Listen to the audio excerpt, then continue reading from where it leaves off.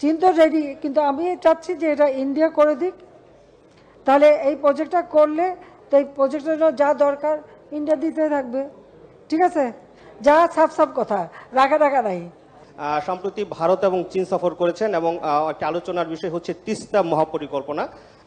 ভারতে গিয়েছেন এবং চীন সফর করেছেন। এই তিস্তা মহাপরিকল্পনা নিয়ে আপনার চীনে কোনো বিষয় নিয়ে আলোচনা হয়েছে কিনা, আর বা কোন দিকে আসলে যাচ্ছেন? ভারত কেউ কেউ বলছে ভারতের দিকে ঝুঁকছেন, কেউ কেউ বলছে চীনের দিকে ঝুঁকছেন।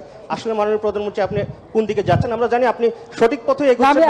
আমি বলে দিই সোজা কথা, এই চীন আমাদের তিস্তা প্রজেক্ট কিন্তু আজকের না, এটা বহু যুগের।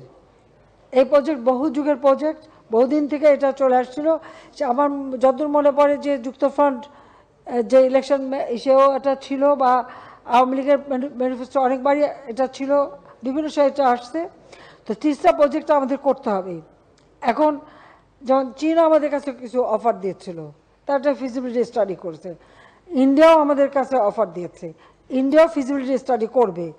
এটা করার পরে যেটা আমাদের জন্য যুক্তিযুক্ত হবে আমরা সেটা নেব। তবে আমি এখানে বেশি প্রাধান্য দেব যে এটা ইন্ডিয়া করুক, কারণ তিস্তার পানিটা ইন্ডিয়াই আটকে রেখেছে। কাজেই তাদের কাছে আমাদের যদি আদায় করতে হয় তো এই প্রজেক্টের কাজ তাদেরই করা উচিত। তারা প্রজেক্ট করে তখন এটা যা প্রয়োজন তারা দেবে। এটা তো একটা ডিপ্লোম্যাসি, যেখানে আর কোনো দ্বিধা থাকার তো কথা না। চীন তো রেডি, কিন্তু আমি চাচ্ছি যে এটা ইন্ডিয়া করে দিক। তাহলে এই প্রজেক্টটা করলে তো এই প্রজেক্টের জন্য যা দরকার ইন্ডিয়া দিতে থাকবে। ঠিক আছে, যা সাফ সাফ কথা, রাখা রাখা নাই। আর আমাদের দক্ষিণ অঞ্চল সব থেকে বেশি অবহেলিত, পদ্মার ওপার। কাজে এই দক্ষিণ অঞ্চলের ডেভেলপমেন্টের জন্য আমি চীনকে বলছি যে সব থেকে অবহেলিত এবং ওখানকার কাজগুলি করা খুব কঠিন।